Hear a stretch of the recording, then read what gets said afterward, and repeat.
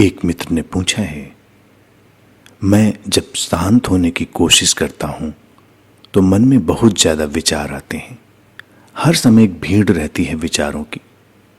मैं अब इससे मुक्त होकर ध्यान में डूबना चाहता हूं, लेकिन हो नहीं पाता। कृपया बताएं कि कैसे इन विचारों से मुक्त हुआ जाए और ध्यान में डूबा जाए।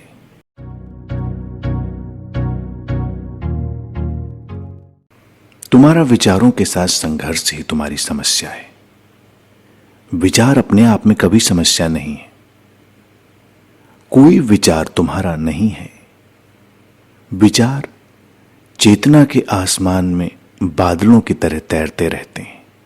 वो बादल इस चेतना के आसमान से ही उठते हैं और उसी में खो जाते हैं। ध्यान विचारों से मुक्त होना नहीं है।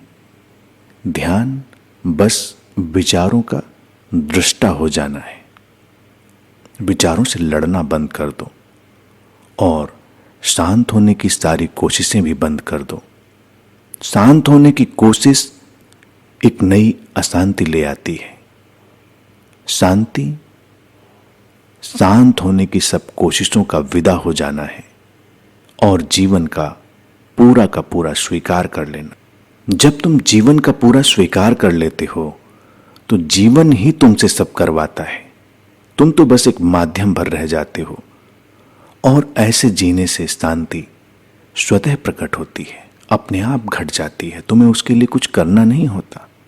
शांत होने की कोई कोशिश नहीं हो सकती।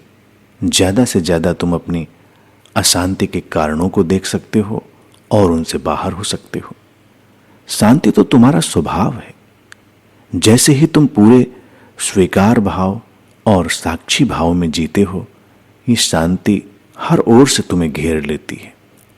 ध्यान बहुत सरल है। वो कोई विधि या क्रिया नहीं है, हालांकि उसका किसी विधि या क्रिया से प्रतिरोध भी नहीं है। तुम अपने भीतर की विचारों की भीड़ से परेशान हो तो उसे ही ध्यान का माध्यम बना लो। अपने भीतर के विचारों को तटस्थ जागरूकता से देखना प्रारंभ करो। उनका मूल्यांकन मत करो। उन्हें अच्छे और बुरे में विभाजित मत करो। वो न तुम्हारे हैं न किसी और के। विचारों को अपने भीतर के आसमान में तैरते बादलों की तरह देखो। उनके प्रति सजग बने रहो।